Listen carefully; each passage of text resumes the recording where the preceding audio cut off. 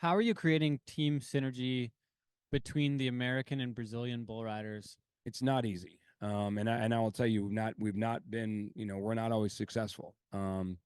Because you're talking about people that come from two different countries, two different languages, two different cultures, not brought up the same.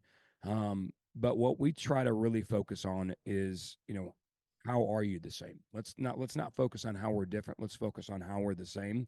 Um, and we look at guys like like Jose and Dalton, you know, two completely different planets on where they came from. But when you look at them, they're both love to ride bulls. They're both, some of the best bull riders in the world. They love the stock contracting aspect. They own bulls. They have their own practice pens, their arenas. They raise bulls. They're both married. They both have a child. They're both family men. They're both, very faith based.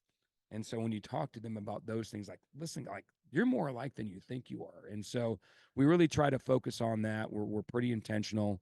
We made a decision early on to go to Brazil. We do a training camp down there. We don't ride any bulls.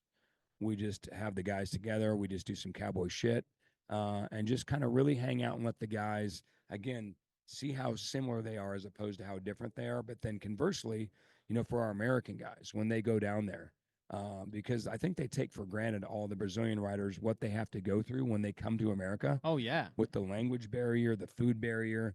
Where's your kid going to go to school? Oh, How do we do taxes? oh yeah. Who do I trust? I think that when we go down there, and it's not just our riders for the first time, but every year that we go down there, it's just a realization that it's difficult to go to a different country and a different culture, and we're only going down there for a week or two, where other guys, they're having to live here, and so we're just trying to create as many of those opportunities as we can. And again, we're not always successful, but we're constantly trying to keep putting those things in front of them.